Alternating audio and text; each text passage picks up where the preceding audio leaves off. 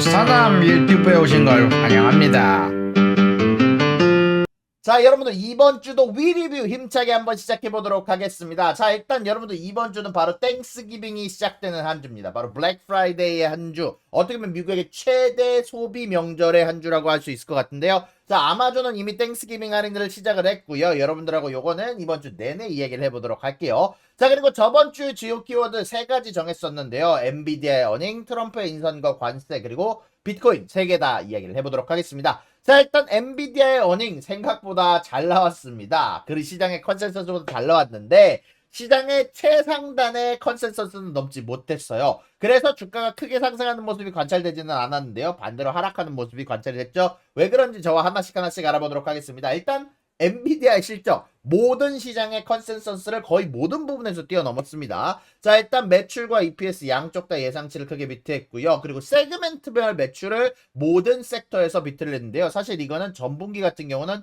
전문 시각과 장비와 자동차 같은 경우는 예상치를 못 넘으면서 자동차에 대한 우려가 많이 나왔었는데 이번에는 모든 섹터에서 비트가 나오게 되게 되면서 어떻게 보면 굉장히 좋은 실적이 나왔다라고 할 수 있고, 재미난 거는 여기에서 자동차 매출이 잘 나오자, 정확히 말하면 자율주행이죠. 자율주행 매출이 잘 나오자 그 이후에 자율주행 관련된 섹터가 쭉 올라가는 부분들도 좀 있었죠. 자, 근데 그럼에도 불구하고 왜 그럼 엔비디아의 어닝은 오르지 못했느냐. 자, 일단 가장 중요한 건 바로 이겁니다. 제가 빨갛게 표시하긴 했지만 마진율 혹은 매출 총이익률이라죠. 이게 73.5%가 나왔는데 예상치 대로 나왔습니다. 자, 이게 얘기하는 거는 뭐냐? 이 가이던스에서 마진율이, 다음 분기에 대한 마진율이 일단 계속 하향 조정되기 시작을 한다라는 거예요. 이게 저번 분기에도 같은 문제가 좀 있었는데 이번 분기에 75%의 마진율이 나왔다. 매출 총이익률이 나왔다. 그럼 다음 분기에 73.5, 그 다음에 71, 72%까지 내려갈 거다라고 어닝콜에서 이야기를 하게 되면서 이 엔비디아의 어닝 자체가 슬슬 마진율이 이제 플래토, 천천히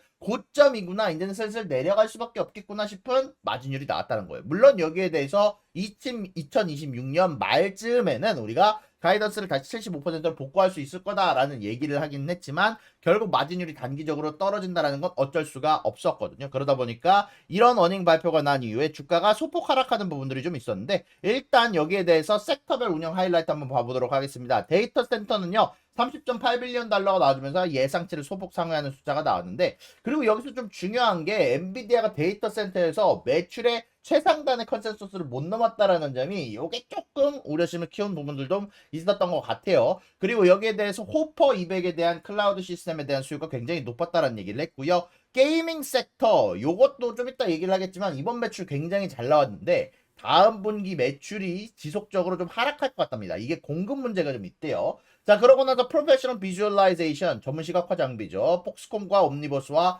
합작으로 공장 개발을 계속 가속화하고 있다라고 하고, 그로 인해서 30%의 효율성 향상이 있었다라고 합니다. 자, 그러고 나서 자동차 및 로보틱스는 지속적으로 수요가 급증하고 있다라고 하고요. 아마 이거는 트럼프가 당선된 것도 여러모로 플러스 요인이 되지 않을까라고 생각을 하고 있습니다. 자, 일단 그런 가운데 안에서 엔비디아 어닝, 결국 다시 말씀드리지만 엔비디아가 맨 처음에 어닝 발표를 한 이후에 하락을 했고요. 그로 인해서 좀 복구를 했다가 다시 또 하락하는 현상이 나오면서 저의 유키니 사건은 좀 멀어져 가고 있는데, 이걸 그냥 간단하게 정리를 하자면, 자, 첫 번째 마진율에 대한 문제, 마진율이 조금씩 하락하고 있다는 문제. 두 번째는 엔비디아의 어닝이 최상단을 넘는 그런 부분에 익숙했던 투자자들이 입절을 하면서 전체적으로 하락하는 문제. 이 두 가지 문제로 보는 게 가장 맞는 것 같고요. 엔비디아의 어닝 자체는 사실 시장의 평균값을 넘었기 때문에 너무나도 좋은 어닝이었다. 만약에 엔비디아의 기대감이 서리지 않은 다른 기업이었다면 20, 30% 올라도 이상하지 않은 어닝이었다 정도로 정리를 할 수 있을 것 같습니다.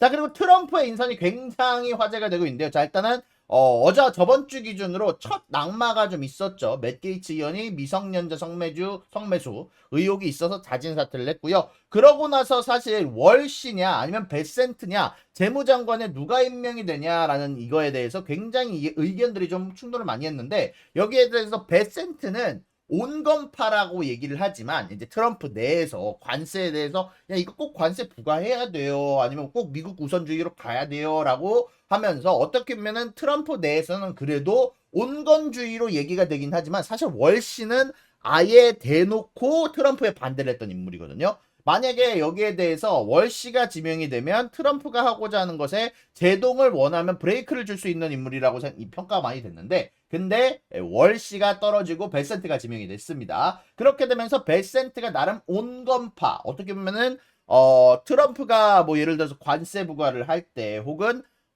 중국에 대해서 자국 보호 무역 주의를 실행을 할 때 거기에 대해서 조금이나마 조금 유하게 이거 관세 덜 부과하는 게 좋지 않을까라고 얘기를 할 수 있는 인물이긴 하지만 이 두 후보 중에서 어쨌건 베센트를 지명을 했다라는 건 트럼프가 자기 말을 따를 사람을 구했다라는 거는 여러분들이 염두에 두셔야 됩니다. 애초에 이 베센트는 예전부터 트럼프를 위해서 일을 해왔던 인물이고 사실 이런 부분들 관련해서 베센트 같은 경우는요. 예전부터 대선 기간 중 모금 행사를 주최하고 유세 현장에 동행하는 등 적극적인 지원을 했던 인물이고 결국 미국 우선주의의 경제 정책을 다른 후였던 케빈 워시보다는 조금 더 지지해줄 인물이고 보편적 관세 공약을 실행하는데 결국 도움을 줄 인물이라는 것. 그럼에도 불구하고 트럼프 진영 내에서는 상당히 온건파에 속하면서 관세 부과에 조금 더 주저하는 인물. 미국 보호주역은 아무래도 여기에 대해서 딜을 하기 위한 부분이다라고 주장을 하는 인물이다 보니까 어느 정도는 트럼프의 정책에 브레이크를 걸어줄 수 있는 인물이라는 것 여러분들이 생각하시면 좋을 것 같습니다. 자, 그러고 나서 일단 여기에 대해서 트럼프 2기 거의 대부분 이제 확정이 되고 있는 가운데 안에서 사실 그 다음에 재미난 건 한 명이 타격을 입었죠. 저번 주에 바로 게리 겐슬러가 사퇴를 했다라는 소식이 전달이 됐는데 사실 여기에 대해서 어느 정도 다들 아시겠지만 그러고 나서 비트코인이 급등을 했습니다. 이제 비트코인의 급등이 갖고 오는 현상이 가고 있는데 자 일단 10만 달러 언저리에 떨어질 거나 아니면 변동성이 굉장히 높을 것 같다라는 의견들이 굉장히 많은 상황이에요. 이거 여러분들이 염두에 두시면 좋을 것 같고요. 일단 비트코인이 게리 겐슬러가 사퇴를 한다라고 트럼프가 취임이 됨에 따라서 그 당일날 사퇴를 한다라고 하자 주가가 비트코인 가격이 급등했는데 그 이유는 아무래도 게리 겐슬러가 규제에 굉장히 앞섰던 인물이고 ETF 승인에 굉장히 자제를 했었던 인물이다 보니까 이 코인 관련된 ETF들이 대량 승인될 것이다 라는 기대감 그리고 트럼프의 인선의 대부분들이 현재 신 비트코인 인물이라는 것 이런 부분들이 아마 커다란 플러스 요인이 되지 않았나 라고 개인적으로 생각이 좀 듭니다. 자 그러고 나서 이번 주 주요 키워드 4가지 간단하게 정정을 해봤는데요. 자 첫 번째는 블랙 프라이데이 주간에 돌입하고요. 두 번째는 유럽의 침체 관련된 소식이 나오고 있고요. 세 번째는 PC 물가지수, 네 번째는 SMCI, 노스볼트 관련된 소식인데요. SMCI는 제가 따로 영상에서 다뤘기 때문에 노스볼트만 다뤄보도록 하겠습니다. 자, 일단은 이번 주 같은 경우는 주 스케줄들이 몇 개가 나옵니다. 자, 첫 번째는 건축 승인 건수와 주택 판매 지수, 그리고 화이록이 화요일 날 대량으로 지수가 나오게 되고요. 그리고 수요일 날 같은 경우는 PC 물가 지수, 내구재 수주, 그리고 여러 가지 실업수당 청건수와 GDP 나우에 대한 예측치, 여러 가지 재미난 소식들과 회의록까지 추가적으로 발표가 되게 됩니다. 자, 그러고 나서 금요일 날 같은 경우는 CFTC 원유 투기적 손포지션, 금, 나스닥, S&P 500까지 투기적 손포지션이 나오고요. 중국에서 발표하는 구매관리자 지수 발표가 있을 예정입니다. 자, 그리고 이번에 땡스기빙 돌입하게 되게 되는데요. 여기에 대해서 올해 미국인들은 블랙 프라이데이에 얼마나 쓸까에 대한 질문들이 많이 나오고 있습니다. 자, 이 블랙 프라이데이 같은 경우는요, 미국 내에서 가장 커다란 소비 관련된 명절입니다. 어떻게 보면 한국의 설날에 대응할 수 있는 가장 커다란 대목이라고 할 수 있죠. 어떤 기업들은 이 블랙 프라이데이 기간 동안 자신들의 매출의 30% 이상을 판매를 한다는 얘기도 좀 있었는데요. 자, 일단 이 블랙 프라이데이에 관련해서 일단 평균적으로 많은 대부분들의 응답자들의 소비자 설문조사 결과 일단 이번에 인플레이션 때문에 소비를 조금씩 줄여나가고 있는데 이번 블랙 프라이데이를 통해서 아마 많은 공휴일을 혹은 많은 할인들을 이용할 생각이다라고 얘기가 많이 나왔습니다. 현재 응답자 중 49%가 조사 시점을 기준으로 3개월 동안 불필요한 소비를 줄였지만 41%가 이번 공휴일을 활용할 계획이다라고 발표를 하게 됐고요. 여기에 대해서 블랙 프라이데이 할인 기간 동안 적극적으로 활용하면서 평균 지출 계획은 1인당 약 43만 원 정도 수준이다라고 소식이 전달이 되기도 했고요. 다만 요거 관련해서 여러 의견들이 나누어지고 있긴 한데 개인적으로 생각했을 때 이번 블랙 프라이데이까지는 아마 소비 패턴이 좀 더 견고하지 않을까라고 생각을 하기는 합니다. 아무래도 최근 인플레이션이 많이 낮아지는 추세이기도 하고 최근 들어서 트럼프가 당선이 되면서 또 최근 들어서 주식시장이나 여러 가지 경제 관련된 호황기가 일시적이라고 생각하긴 하지만 왔기 때문에 아마 단기적으로 소비 패턴은 여전히 또 튀어오르는 부분들을 보여주면서 강력한 소비를 보여주지 않을까라고 개인적으로 생각한다는 점 여러분들한테 한번 짚고 넘어가면 좋을 것 같고요. 자, 그러고 나서 그 다음에는 우리가 생각해봐야 되는 게 바로 땡스기빙과 크리스마스 랠리입니다. 여러분들이 아마 가장 궁금해하는 소식일 텐데 자 일단은요 이 땡스기빙과 블랙 프라이데이 관련해서 많은 사람들이 여기에 대해서 랠리가 올 거라고 예상을 한다는 점은 중요하다라고 생각할 수 있을 것 같습니다. 비관론은 굉장히 소수파예요. 현재 대표적 비관론자인 모건 스탠린의 마이크 윌슨 CY는 바로 이제 플러스로 이제는 비관론이 아니라 우리는 낙관론으로 가겠다라고 저단했고, JP 모건의 마르코 콜라노비치는 대표적인 비관론자임에도 불구하고 해고당했죠. 여기에 대해서 에버코어 ISI의 에드 하이먼 회장은 지난 여름 10가지 이유를 들어서 경기 침체를 직접 벌이는 부분들까지 나왔는데요. 최근 들어서 가장 많이 맞춘 톰리 같은 경우 땡스기빙 랠리가 아주 대놓고 온다라고 얘기를 했는데요. 11월 29일까지 주가가 6,100달러까지 갈 수 있다라고 언급을 하기도 했습니다. 자, 여기에 대해서는 과학적 데이터도 갖고 왔는데요. 자, 일단은 톰리만 얘기한 건 아니지만 여기에 대해서 골드만삭스 같은 경우도 여태까지의 역사를 봤을 때 계절성을 따라서 다음 주부터 랠리가 이어질 거라고 보는데, 미국 증시는 1928년부터 따져서 11월 중순에 지속적으로 전형적 조정 국면에 나온 이후 일주일 동안 땡스기빙으로 들어가면서 크게 오르는 경우가 보이는 경우가 많았다라는 부분들을 언급을 하면서, 사실 여기 왼쪽에 있는 그래프를 갖고 오기도 했었는데요. 자, 일단 이 왼쪽에 있는 그래프에 따르면 11월 20일 이후에 주가가 소폭 상승하면서 땡스기빙으로 들어오면 주가가 크게 상승하는 경우가 많았고요. 이런 그래프를 따라서 톰리 같은 경우도 6,100까지 아마 상승할 가능성이 높다. 이제 주가가 크게 상승할 수 있다라고 얘기를 하면서 땡스기빙 랠리에 대해서 추가적으로 언급을 했다라는 점 여러분들이 염두에 두시면 좋을 것 같고요. 거기에 대해서 4가지 이유가 나왔습니다. 첫 번째는 트럼프 풋, 패드 풋이 살아있는 상황이고, 재무장관 인선 발표가 아무래도 여기에 대해서 상승장 촉매제가 될 수 있다라고 발표를 하기도 했었고요. 또한 조정을 받는 주에도 주가가 1.7% 오르면서 랠리 모멘텀이 이어지고 있다라고 발표를 하기도 했었습니다. 자, 일단 여기에 대해서 미국 중순부터는 아마 이런 부분들이 하락이 되는 구간도 있다라고 발표를 하긴 했는데요. 언제까지 그럼 하락을 할 것이냐? 땡스기빙에서 크리스마스 랠리로 이어지는 구간이 끝나고 난 이후에 언제까지 주가가 상승할 수 있느냐라는 부분에 대해서 여러분들도 질문을 많이 하실 텐데, 바로 취임식입니다. 보통 이런 부분들에 대해서 저도 한번 여기에 대한 조사 결과를 한번 갖고 오긴 했지만, 바로 취임식 전주쯤에 슬슬 주가가 하락하기 시작한다라고 합니다. 이제 트럼프의 취임식이 1월 20일 기준으로 예정이 되어 있으니까 아마 그 전주부터 1월 초부터 주가가 하락하지 않을까라는 게 골드만삭스의 전형적인 애널리스트들의 발언이다라고 얘기를 할 수 있을 것 같고요. 그러고 나서 우리가 이제 생각을 해봐야 되는 건, 여기에 대해서 달러와 관세가 계속 유지가 될 수 있을까? 트럼프가 1월 20일에 당선이 된다라고 하는데 그 이유로 인해서 사실 달러가 크게 올랐잖아요.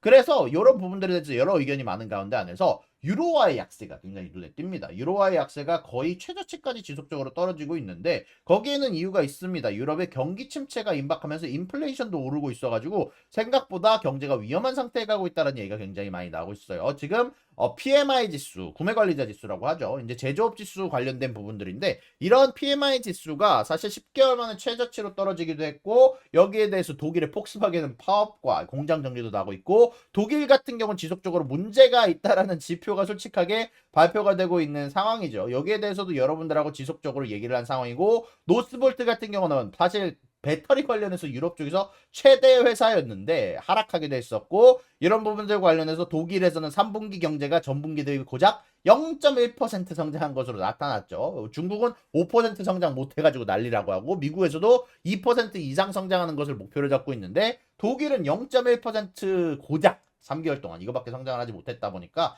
이런 부분들 관련해서 우려가 나오고 있는 상황에서, 영국에서는 10월 소매 판매가 전월 대비 0.7% 감소, 동시에 인플레이션 급등이라는 결과가 있었어가지고 유럽이 지금 현재 얼마나 힘든 상황인지 나오고 있는 상황에서, 그러다 보니까 유럽의 경제가 약세로 예상이 되다 보니까 유로화의 약세로 이어지고 달러화의 강세로 이어지고 있는데, 그러다 보니까 이 달러화의 강세 어떻게 될지에 대해서 많이 우려가 있는 상황인데요. 현재 제가 생각했을 때는 달러화의 강세는 아마 당분간 이어질 거라고 생각을 합니다. 다만 조정은 나올 것 같고, 그러고 나서 큰 조정까지는 안 나올 것 같다라고 생각하는 점이, 왜냐면 지금 현재 미국 내에서 미국이 사실 경제가 굉장히 탄탄하지 않습니까? 다시 말씀드리지만 미국의 블랙 프라이데이 자체도 굉장히 소비가 탄탄하게 나올 것으로 예상이 되고 있는 가운데, PC 인플레이션 수치도 소폭 상승할 거로 예상이 되고 있습니다. 아무래도 여기에 대해서 이번 달 PC 같은 경우는 0.2%의 근원 PC는 0.3%가 될 예정이죠. 그렇게 되면 1년 기준으로는 2.1에 2.7 정도가 나오게 되게 되는데, 이게 문제가 연준이 가장 목표로 하고 있는 수치는 근원 소비자 물가 지수가 2%까지 떨어지는 건데 이게 조금씩 멀어진다라는 데이터거든요. 연준이 원하는 건 한 달 기준으로 0.1에서 0.2% 사이고 그리고 1년 기준은 2%인데 이게 마지막 마일이 원래 잡기가 제일 힘들어요. 근데 그런 가운데 안에서 이게 조금 더 멀어지는 결과가 나오는데 노동지표는 굉장히 강하다. 그런데 여기에 대해서 인플레이션 수치가 높게 나올 경고가 나오고 있다. 예를 들어 생산자 물가지수 같은 경우는 2.4%가 나오면서 예상치였던 2.3%를 뛰어넘었다. 그러면 잠깐 금리 인하를 쉬고 가는 타이밍을 연준이 당연히 가져갈 수 있다는 겁니다.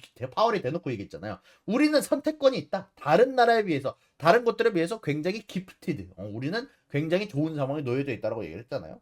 그 말 뜻은 금리 인하 쉬고 간다는 얘기죠. 그러다 보니까 이런 부분들 관련해서 금리 인하 속도가 조절될 거다라는 것. 거기에다가 유럽이 좀 힘들다는 걸 합쳐줘서 거기에다 트럼프 취임까지 합쳐진다면 자국 보호무역주의와 세금까지 관세까지 합쳐지게 된다면 아마도 조금 더 달러 강세가 유지가 되지 않을까라고 생각을 한다는 점 염두에 두시면 좋을 것 같습니다. 자, 그러고 나서요. 자, 일단은 유럽의 노스볼트를 얘기를 해봐야 되겠죠. 유럽의 노스볼트가 파산을 하게 되게 되면서 아무래도 골드만삭스가 최대 투자자인데 여기에 대해서 영향을 받을 거다라는 얘기가 나오고 있고 폭스바겐 같은 경우는 노스볼트에 엄청 투자를 했었는데 그것과 더불어서 이번에 폭스바겐 노조의 파업 소식이 사실 발표가 되기도 했었죠. 다음 달부터 파업에 돌아간다라고 얘기가 나오고 있는데 이런 부분들 관련해서 폭스바겐이 양쪽에서 압박을 받을 예정이다라고 생각하시면 좋을 것 같습니다. 그리고 이번 주 같은 경우는요. 중요한 어닝들은 사실 끝났다라고 볼 수 있을 것 같아요. 슬슬 갭을 포함한 아베크롬비 피치 여러 의류 기업들의 어닝 발표가 있을 예정이고 축구 좋아하시는 분들은 맨체스터 유나이티드의 어닝이 발표가 될 예정이라는 점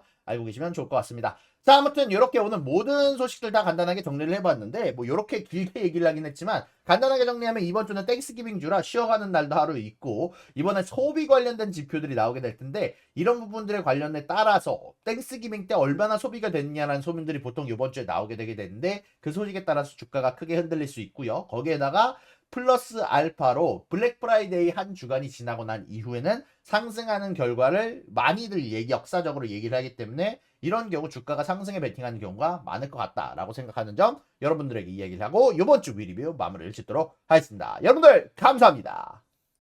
구독과 좋아요는 사랑입니다, 여러분. 유사남의 구독과 좋아요를 눌러주세요. 그리고 여기 있는 비디오도 여러분들을 위해 준비한 거니까 여러분들이 항상 살펴봐 주시면 감사하겠습니다.